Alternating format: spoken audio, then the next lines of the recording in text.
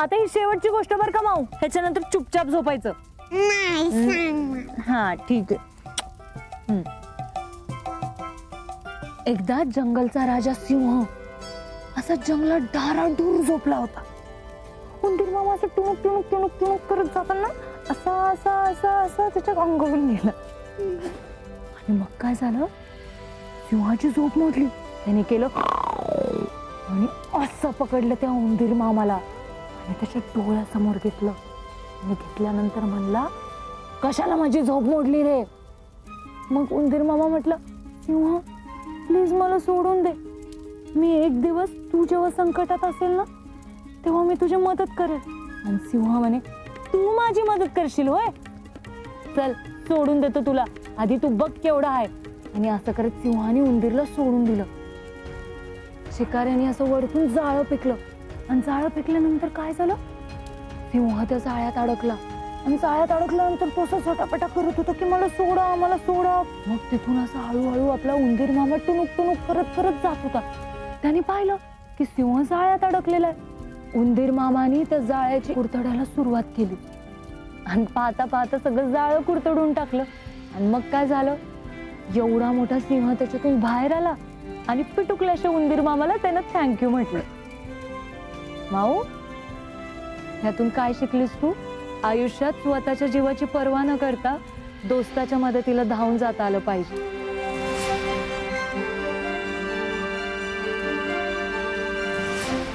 आणि ह्यालाच खरी दोस्ती म्हणतात. माऊ,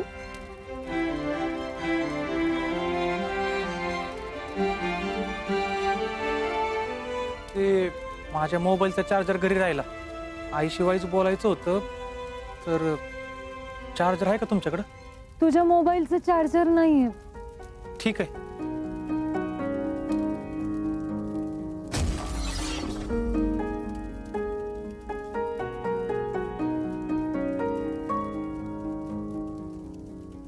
वीरू, वीरू, आईंना फोन लावला. आई कशा आहात? म्या बरी आहे ग पोरी. माझं लेकरू कसं आहे ग? तो बी बरा आहे. त्याला बोलायचं होतं ना तुमच्याशी, म्हणून फोन केला होता. एक मिनिटात देते मी.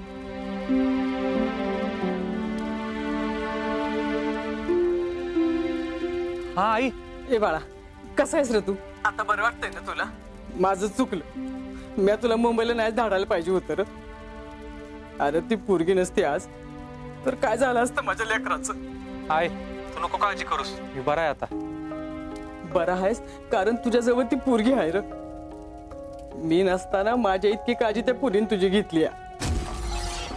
तुझ्या अपघाताची बातमी ऐकली आणि माझ्या अंगातलं अवसान गळालं होतं. मला काय सुधरत नव्हतं रे पोरा, पण त्या पोरीने मला सांभाळलं. तिने मला समजून सांगितलं की आई, तुम्ही काय सुद्धा काळजी करू नका, मी घेते इरूची काळजी. तू नको काळजी करूस, आता मी बरा आहे. उद्या येईनच घरी.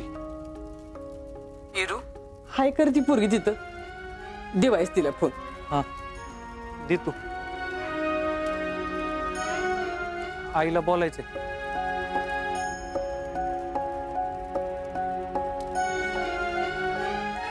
बोला आई.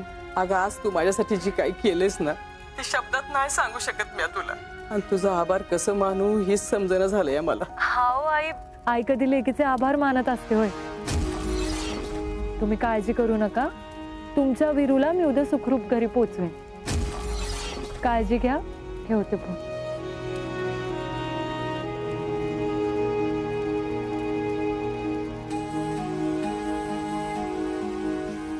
आमच्या आईलाच काळजी करते.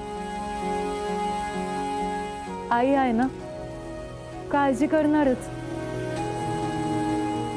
तू लय नशीबवान आहेस वीर, तुझ्याकडं तुझी आई आहे. असं म्हणतात ना, आई आपली पहिली दोस्त असते. माझ्याकडे ती पहिली दोस्त कधी नव्हतीच. असो, माझ्या नशिबात काही जणांची दोस्ती लिहिलेलीच नाही. वैशू आहे की तुझी एवढी चांगली दोस्त. हा ती आहेच, लहानपणापासून सोबत आहे माझ्या, त्यामुळे तिला चांगलंच माहित आहे मी कशी आहे ती. वैष्णूलाही सांभाळून घेतलंय. तुझ्याकडनं पण मी तीच अपेक्षा केली आणि हे तर चुकलं माझं. तुझं बरोबर आहे वीर, तुझ्या दोस्तीच्या लायक नाहीये मी.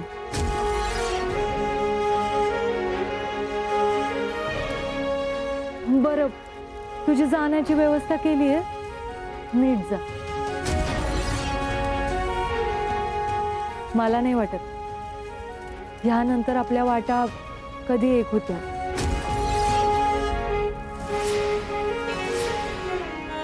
काळजी घे. भानुदास, भानुदास,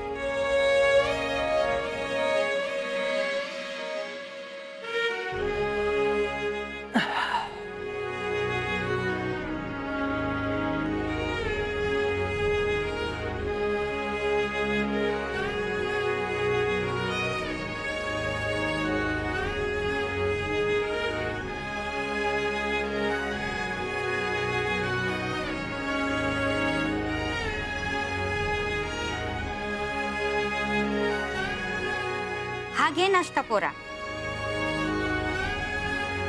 बरं वाटतंय ना मग आता? हो, आता बरं वाटतंय.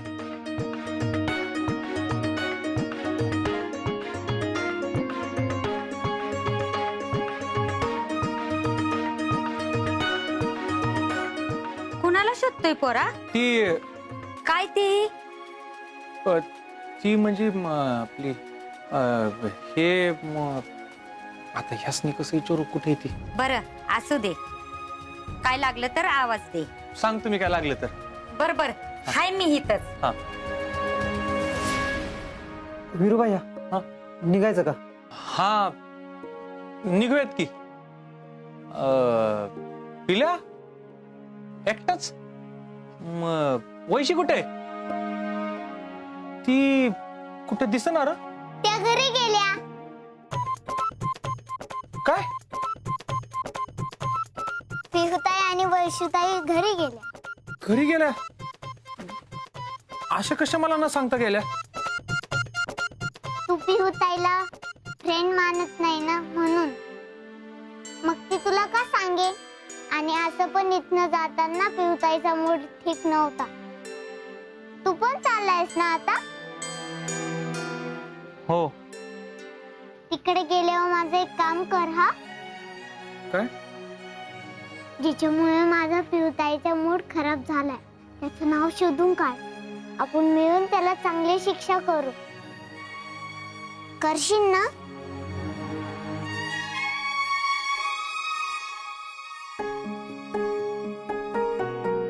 फक्त वीरू बोल की. माऊ, तुझ्या ताईला ज्याने त्रास दिलाय ना, तुम्हीच होतो. अगं तिने एवढ्यांदा मला सॉरी म्हणलं तरी बी मी तिला माफ नाही केलं. तिनं माझ्यासाठी सॉरीचं बॅनर अख्ख्या गावभर लावलं, पण तिच्या भाऊनच नाही का समजू शकलो मी. आता पण बघ की, माझा ऍक्सिडेंट झाला, मला एवढं लागलं तर ती मला इथं घेऊन आली, माझी एवढी काळजी घेतली, तरी बी मी त्याशी नीट नाही बोललो. तुलाही वाईट वागला माझ्या पियुताईशी. मी नाही बोलणार तुझ्याशी. कट्टी.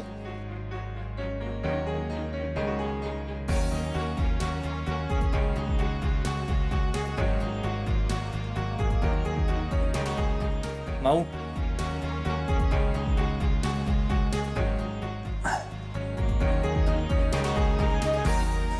माऊ, मला नाही बोलायचं तुझ्याशी. कट्टी. आता कट्टी नाही, बट्टी. तुझ्याशी पण आणि तुझ्या त्या ताईशी पण. आता मी तुझ्या ताईला त्रास नाही देणार आणि तिच्या पुढे भाऊ पण नाही खाणार. आणि आता मी तिच्या दोस्तीला नाही पण नाही म्हणणार. आता आजपासून मी तिचा दोस्त.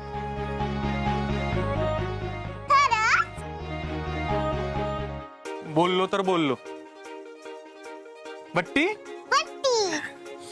बरं ऐक, हे आपलं सिक्रेट आहे ना, कोणाला सांगायचं नाही बरं का. तुझ्या त्या ताईला पण नाही की मी आता त्याशी दोस्ती करणार आहे.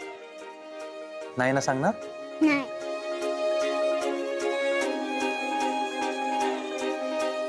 विरुबाया गाडी काढतो मी. हा चला आता मी येतो. झाले का सगळी तयारी? होय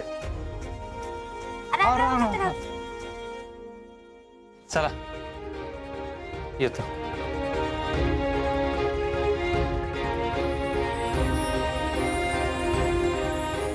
थँक्यू पियू.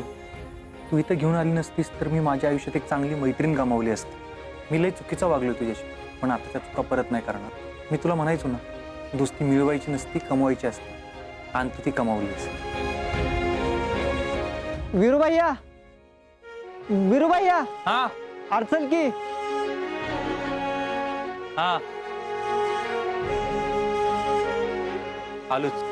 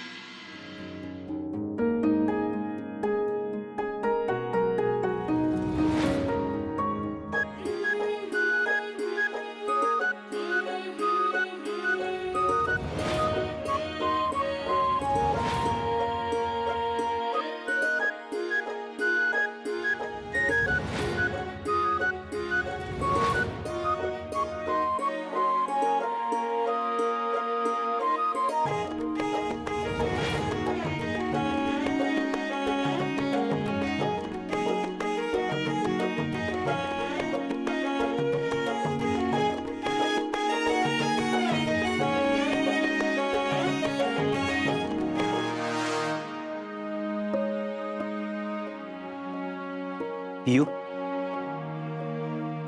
कधी आलात तुम्ही? मगाशीच. बरं झालं, लवकर आलात तुम्ही. अहो तुम्ही नव्हता तर हे घर नुसतं रिकामं रिकामं वाटत होतं. आमचा तर जीवच लागत नव्हता घरात. पियू, तुम्ही आहात तर हे घर आहे. तुमच्याशिवाय या घराला घर पण नाही. आम्ही तुम्हाला रागावलो, तुमच्यावर हात उचलला म्हणून तुम्हाला वाईट वाटलं असेल ना, पण आम्ही हे सगळं तुमच्या भल्यासाठी करतोय. पियू, आम्ही लय स्वप्न बघितले तुमच्यासाठी. तुम्ही आमचं काळीज आहात. त्यामुळे तुम्हाला कोणी काय वाईट बोललं, कोण वाकड्यात शिरलं तुमच्या, तर नाही सहन होत आम्हाला. म्हणून सांगतो पियू की आता हा अल्लडपणा सोडा.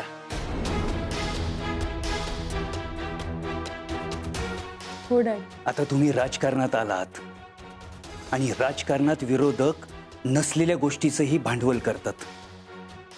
त्यामुळं त्यांच्यावर लक्ष राहू द्यात, त्यांच्यावर बारीक नजर राहू द्यात, पण त्यांच्या नजरेत कधी येऊ नका. पियू, तुम्ही राजकारणात नव्या आहात, त्यामुळे तुमच्या चांगल्या स्वभावाचा प्रत्येक जण गैरफायदा घ्यायचा प्रयत्न करणार. आणि महत्वाचं म्हणजे आधी विरोधक वळखायला शिका. विरोधक जसे घराबाहेर असतात तसेच ते घरात बी असतात. वाह, तुला बघून चांगलं वाटलं पियू.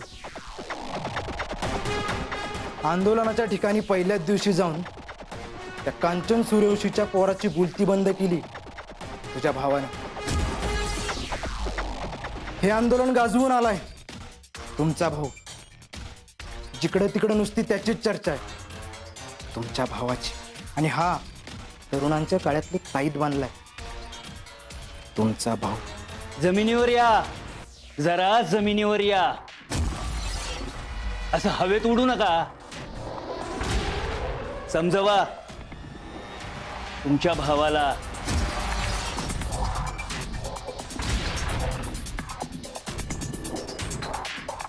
बघितलंस, आम्ही काही बी केलं आणि किती बी केलं ना तरी या माणसाला समाधान नाही. अख्खं जग बाहेर आमचं कौतुक करतंय, पण ह्याला काहीच पडले नाही. कौतुक करायचं राहिलं, पण कौतुक ऐकायचं म्हटलं ना तरी याचा जळपळाट होतो. दादा अरे जाऊ दे ना, कशाला त्यांच्या बोलण्याचं मनावर घेतोस? एवढा वेळच नाही आमच्याकडे त्यांचं बोलणं ऐकायला. आम्ही आमच्या कामात स्वतःला झोकून घेतलंय.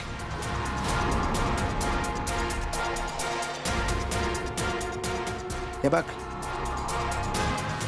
आंदोलनाच्या ठिकाणी आम्ही जो काही टेरर केला ना त्याचं कौतुक केलंय पेपरवाले.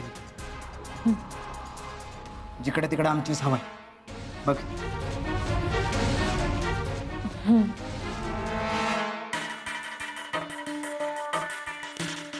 काय झालं? आम्ही एवढ्या कौतुकानं तुला बातमी दाखवली, तू काय बसलीस का? तुझ्या बापागत तुला बी आनंद नाही झाला आमचं कौतुक बघून? अरे नाही दादा, असं काही नाहीये. तू राजकारणात पुढे जावंस असं लई मनापासून वाटतं मला. ते फक्त आज जरा थकली आहे मी जरा आले. जातो.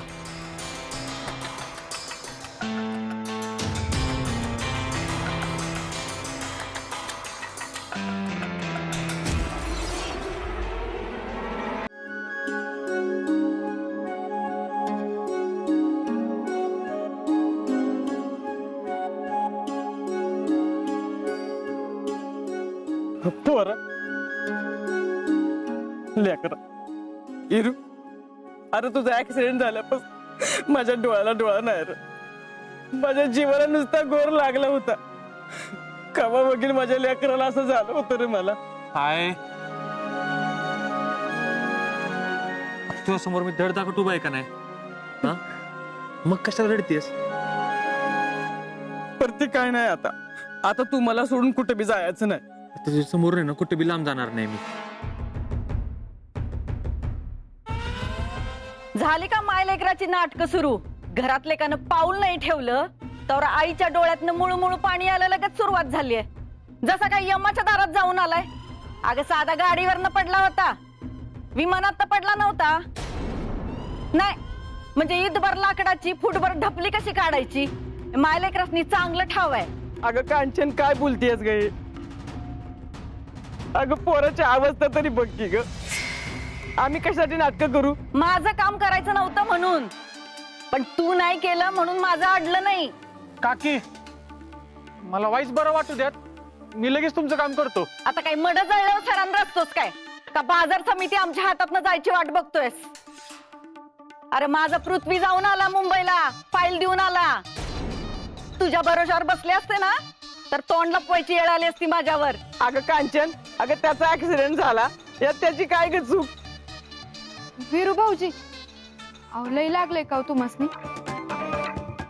का तुला घेऊन जायचं का त्याला कोल्हापूरला इलाज करायला? नाही ना? तुला त्याचा पुळका काय येतोय ग सारखा सारखा? अहो मम्मी, मी त्यांची विचारपूस केली फक्त माणुसकीच्या नात्याने. तुझी माणुसकी जा मसनात नेऊन. या असल्या गेंड्याच्या कातडच्या माणसाची माणुसकी दाखवायची काय गरज नाही. लय झाला आजारपणाचं सॉंग. चला कामाला लागा, तो खानात फिरवीन बघा.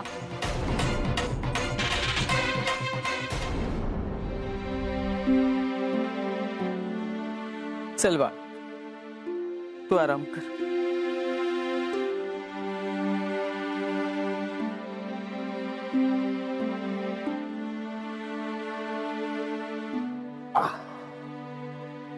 वीरू भैया तू आराम कर, मी जातो. हा.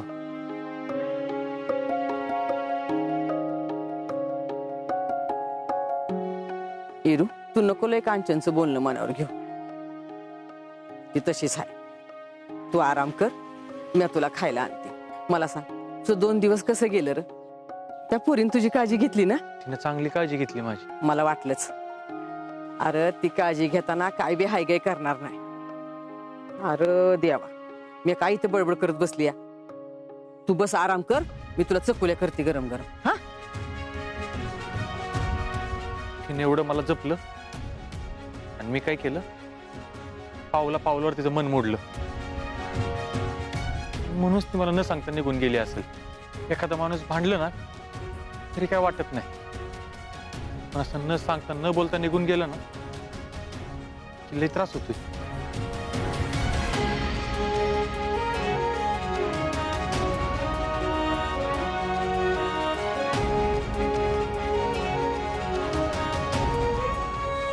तिने इतक्या वेळा माझ्या दोस्तीसाठी जोखीम उचलली आणि मी काय केलं तर तिला घालून पडून बोललो. पण आता नाही, आता माझी बारी.